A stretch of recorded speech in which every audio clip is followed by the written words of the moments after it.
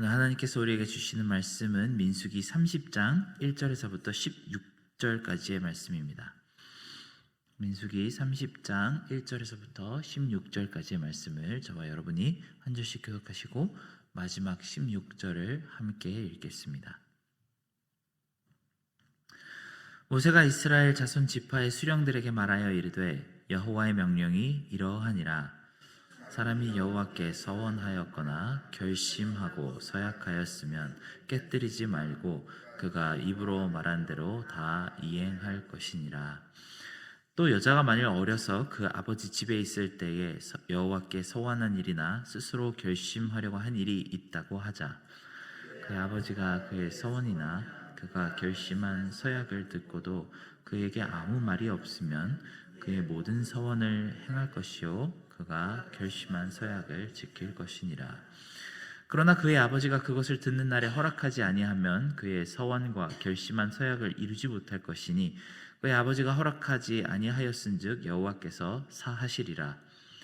또 혹시 남편을 맞을 때에 서원이나 결심한 서약을 경솔하게 그의 입술로 말하였으면 그의 남편이 그것을 듣고 그 듣는 날에 그에게 아무 말이 없으면 그 서원을 이행할 것이요 그가 결심한 서약을 지킬 것이니라. 그러나 그의 남편이 그것을 듣는 날에 허락하지 아니하면 그 서원과 결심하려고 경솔하게 입으로 말한 서약을 무효가 될 것이니 여호와께서 그 여자를 사하시리라. 과부나 이혼당한 여자의 서원이나 그가 결심한 모든 서약은 지킬 것이니라. 그녀가 혹시 그의 남편의 집에서 서원을 하였다든지 결심하고 서약을 하였다 하자. 그의 남편이 그것을 듣고도 아무 말이 없고 금하지 않으면 그 서원은 다 이행할 것이요 그가 결심한 서약은 다 지킬 것이니라.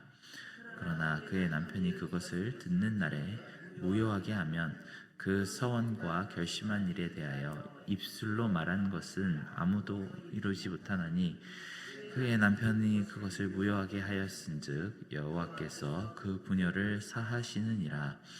모든 서원과 마음을 자제하기로 한 모든 서약은 그의 남편이 그것을 지키게도 할 수 있고 무효하게도 할 수 있으니 그의 남편이 여러 날이 지나도록 말이 없으면 아내의 서원과 스스로 결심한 일을 지키게 하는 것이니 이는 그가 그것을 들을 때에 그의 아내에게 아무 말도 아니하였으므로 지키게 됩니다. 그러나 그의 남편이 들은 지 얼마 후에 그것을 무효하게 하면 그가 아내의 죄를 담당할 것이니라. 이는 여호와께서 모세에게 명령하신 규례니 남편이 아내에게 아버지가 자기 집에 있는 어린 딸에 대한 것이니라. 아멘. 오늘 말씀은 하나님께 드리는 서원에 대한 내용을 담고 있습니다. 서원은 성경에서 나오는 굉장히 독특한 주제 중 하나입니다. 하나님께서 명령하신 것 외에 특별한 것을 구하거나 감사를 표현하기 위해서 어떤 특정한 행동을 하기로 약속하는 것을 뜻합니다. 성경 내에서는 한나가 사무엘을 낳을 때 그 여호와께 드린 서원이나 나실인의 서원 같은 예를 찾아볼 수 있습니다. 그리고 성경은 서원에 대해서는 특별하게 하나님께서 이렇게 반드시 지키기를 권고하는 것 외에는 다른 기준점이 뚜렷하게 등장하지 않습니다. 심지어 이미 한번 말로 했던 서원을 혹시나 지키지 못하게 될 경우가 있다면 그것을 어떻게 속량하는지까지 가르쳐 줍니다. 그런데 여러 서약에 대한 말씀 중에 특히 오늘 본문인 민수기 30장의 서원에 대해서는 현대인의 시각에서 문자 그대로 받아들이기가 참 쉽지 않은 내용이 많이 담겨 있습니다. 남자들은 서약을 반드시 지키도록 노력하라고 2절에서 말씀하시는 반면 오늘 본문에서는 긴 지면을 통해서 어떻게 여인들이 서원한 것을 다루어야 하는지에 대해 말씀하기 때문입니다. 주요 골자를 살펴보자면 여인이 서원을 지킬지 말지에 대해서는 결혼하기 전에는 아버지가 결정을 하고 결혼한 후에는 남편이 결정을 해야 한다고 가르칩니다. 마치 여인에게는 하나님께 무언가를 결심하고 행동할 권리가 없고 남편을 통해서만 하나님 앞으로 나아갈 수 있는 것처럼 들리는 말씀이 오늘 본문에 담겨 있습니다. 과거 모세 시대의 고대 중동에서야 이런 말씀이 당연하고 자연스럽게 들렸겠죠. 옛날 조선 시대 우리 조상님들도 이런 말씀에 대해서는 이것이 당연하다고 생각하셨을지도 모르겠습니다.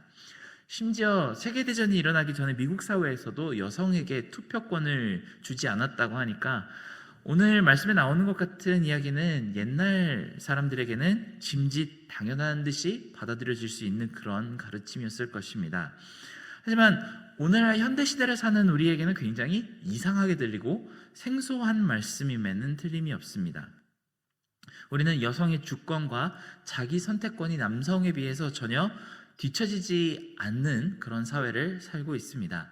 사회 각 계층에서 여성 지도자들의 역할이 점점 더 활발하게 성장하고 있고 이런 경험이 계속 쌓이다 보니까 오직 남자들만 리더십을 발휘할 때보다 훨씬 장점이 많다는 사실을 알게 되고 있습니다. 그렇다면 오늘 본문 같은 말씀 앞에서 우리는 한 가지 진지한 고민을 할 수밖에 없습니다. 오늘 말씀에 나온 이 규정과 가르침은 과연 절대 진리에 해당하는 내용일까요? 아니면 시대적인 가르침으로만 받아들여야 할까요?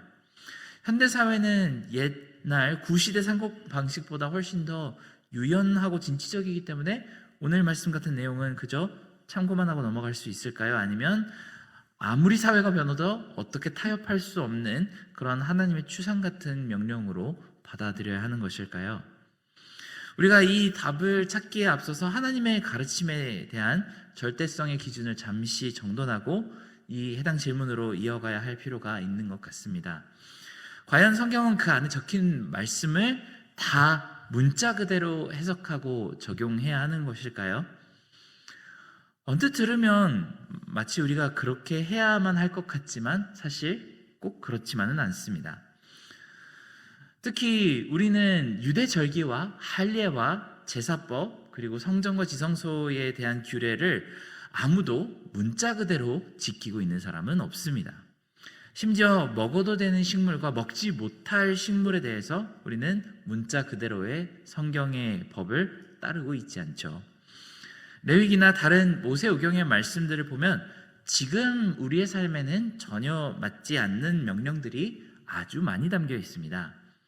갑작스럽게 질병이나 특별히 문둥병을 얻은 사람들이 그 질병에서 낫게 되는 방법은 의사를 찾아가는 것이 아니라 제사장을 찾아가라고 나와 있습니다.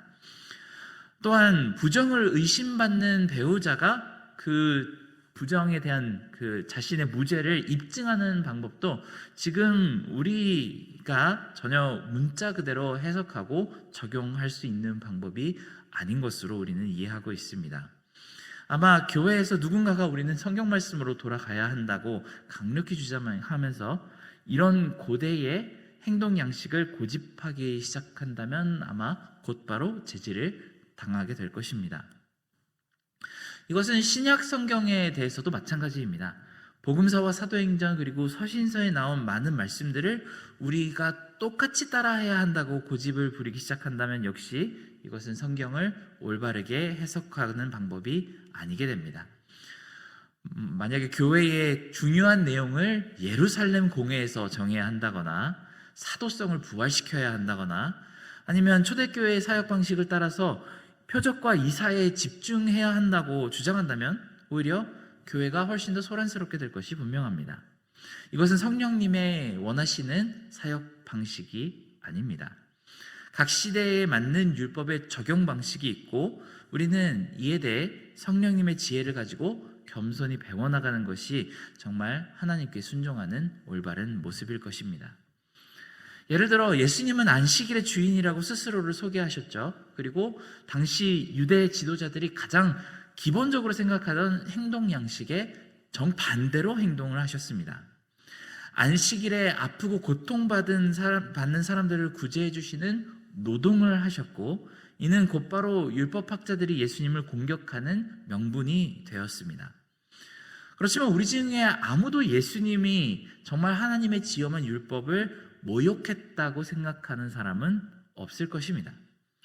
주님은 율법이 그만 부정한 사람들을 친히 만지고 싸매고 안아주고 고치셨고 그 후에 따로 제사장을 찾아가 피로 몸을 정결하게 하시는 의식을 거치지 않으셨습니다.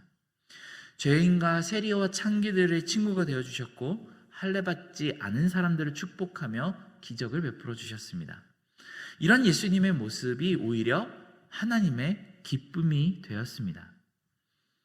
이런 차이는 어디에서 오는 것일까요? 성경에 나오는 말씀을, 그 율법을 로봇처럼 지키려고 했던 유대의 지도자들은 오히려 독사의 자식이 되고 회칠한 무덤이 되었습니다. 반대로 율법을 자의적으로 해석해서 행동하신 예수님께서는 하나님에게 나의 기뻐하는 아들이라는 선포를 받았습니다. 우리는 이 커다란 차이점에 대해서 깊이 묵상해 보아야 할 것입니다. 이는 그저 말씀에 기록된 행동들을 그대로 따르지만 마음은 멀어졌던 노예들과 율법의 행동 양식을 넘어서 그 안에 담긴 아버지의 마음을 이해하고 여호와께서 진정으로 바라시는 손길을 내민 아들의 차이일 것입니다. 그런 의미에서 우리는 오늘의 말씀을 다시 율법 정신을 기반한 그 바탕 위에서 다시 한번 살펴보아야겠습니다. 오늘 본문의 의도는 분명히 여자는 남자보다 못한 존재이니까 남자의 통제를 받아야 한다는 것을 전하려는 메시지는 아니었을 것입니다. 성경을 아무리 많이 공부해봐도 하나님께서 여자를 맨 처음 지으신 순간부터 마지막 날까지 남자보다 못하거나 마치 노예처럼 자유를 구속당해야만 하는 존재라고 말씀하신 적이 단 한 번도 없습니다. 하지만 그럼에도 불구하고 여자의 서원이 아버지나 남편에게 속하게 하는 데에는 조금 더 깊은 의도가 담겨 있습니다. 성경은 꾸준히 하나님과 인간의 관계를 가족의 이미지 안에서 설명합니다. 우리 믿는 사람들에게 영원한 아버지가 되시는 분은 누구이십니까? 하늘에 계신 우리 아버지 외에는 온전하고 영원하신 아버지가 달리 없지 않습니까? 또한 교회의 남편이 되시는 분은 누구이십니까? 바로 우리 주 예수 그리스도이십니다. 이 가르침은 신약에 들어와서 훨씬 더 구체적이고 명확하게 전달이 됩니다. 이제까지 남편에게 주어졌던 모든 인스트럭션이 바로 그리스도께서 교회에게 하시는 일을 알게 하시기 위함이었다고 말하며, 아내에게 주어졌던 가르침 또한 교회가 그리스도에게 가져야 하는 자세와 섬김이었다고 말하기 때문입니다. 에베소서 4장 31절에서 33절에 바울은 이렇게 이야기합니다. 그러므로 사람이 부모를 떠나 그의 아내와 합하여 그 둘이 한 육체가 될지니 이 비밀이 크도다.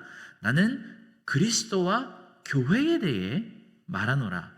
그러나 너희도 각각 자기 아내 사랑하기를 자신같이 하고 아내도 자기 남편을 존경하라. 그러니 우리는 부부와 부모 자식의 관계를 통해서 하나의 거대한 역할극을 수행하며 하나님과 우리의 관계에 대해 배우고 있는 중입니다. 교회와 하나님의 관계, 그리고 교회와 그리스도의 관계를 배우는 중입니다. 쉽게 풀어서 이야기해보자면 우리는 서원이라고 하는 중요한 결단을 할 때 마치 딸이 아버지를 존중하며 아내가 남편을 존중하며 그 결정을 온전히 믿고 맡기듯이 우리 또한 예수님과 하늘에 계신 아버지께 그 결단을 맡겨드리는 연습을 하게 됩니다. 또한 남편들과 아버지들은 그 서원한 내용을 진지하게 받아들이고 딸과 아내의 마음을 깊이 이해하고 존중하는 결정을 내리며 이 결정에 책임을 다하는 따스한 리더십으로 세움을 받게 됩니다. 양쪽 모두 그리스도의 온전한 형상을 바라보아야만 서원의 규례 안에 담긴 하나님의 마음을 제대로 바라볼 수 있게 됩니다. 사실 하나님의 입장에선 서원이 이루어지고 말고는 그리 중요한 것이 아닙니다. 누군가가 만약에 예를 들어서 교회를 위해서 교회 건물 보수를 위해서 100만 달러를 서원한다고 하면 그 마음 자체는 굉장히 선하지만 하나님이 꼭 100만 달러가 필요하신 분이 아니시기 때문입니다. 한나가 사무엘을 드리는 마음이 참 아름답지만 하나님이 꼭 사무엘을 받으셔야지만 하나님의 뜻을 이루실 수 있는 것도 아니고 나시른의 서약을 한 사람이 있어야지만 백성을 구원하실 수 있는 것이 아닙니다. 그러니 우리가 서원을 하고 그것이 정말 지켜지느냐가 하나님의 가장 우선되는 기쁨이 되어 있는 것이 아니겠죠. 하지만 서원이라는 하나의 매개체를 통해서 우리가 하나님의 마음을 배우고 그리스도의 귀한 역할을 이해하며 서로를 존중하여 하나가 되게 하신 성령님의 손길을 체험한다면 하나님은 서원 자체가 이루어지는 것보다 훨씬 더 우리를 기뻐하실 것이 분명합니다. 이 자리에는 아버지들도 많이 앉아 계시고 남편들도 앉아 계십니다. 그런데 이 말씀을 우리가 읽으며 공통적으로 대입해 보아야 하는 우리의 포지션은 남편과 딸 가진 아버지의 위치가 아닙니다. 우리 스스로를 딸이자 아내로 보며 우리의 서원에 대해서 허락을 겸손하게 하나님 아버지와 신랑 되신 그리스도께 드리는 지혜를 배워야만 할 것입니다.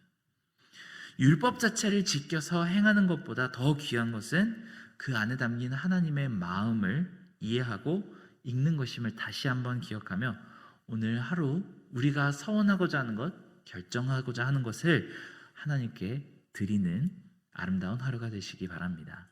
함께 기도하겠습니다. 사랑하는 하나님 아버지, 우리 마음 가운데 율법이 정한 규례만 지키는 것이 아니라 그 안에 담긴 하나님의 마음을 이해할 수 있게 도와주시기를 간절히 원합니다.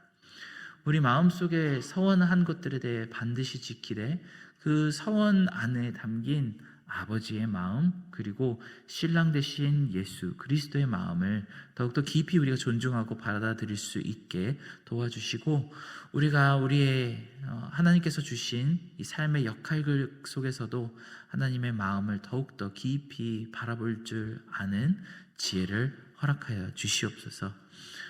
모든 은혜 감사드리며 예수님의 이름으로 기도드렸습니다. 아멘.